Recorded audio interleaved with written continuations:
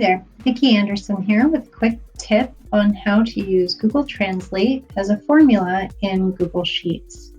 So what I'm doing here is taking this list of enrollment terms and I'm going to translate them into a few different languages right here in Sheets. So I'll just go to one of the columns and start typing in my formula, equals. As soon as I start to type Google, it offers me.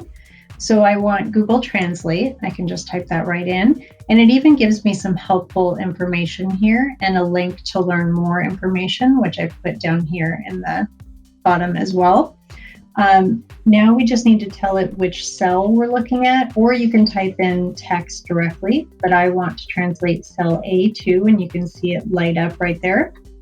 And then I need to tell it the language I'm currently looking at and what language I want it to translate to.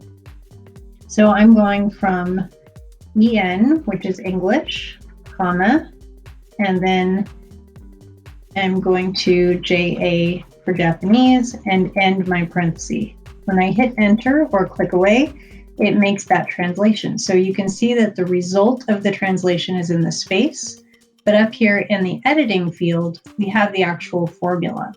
Now I'm going to actually copy that formula and put it over in the Spanish column, but just go up here in the editing field and change JA to ES for Spanish and leave that there. I'll paste it one more time into the French area and put in the code for French and paste.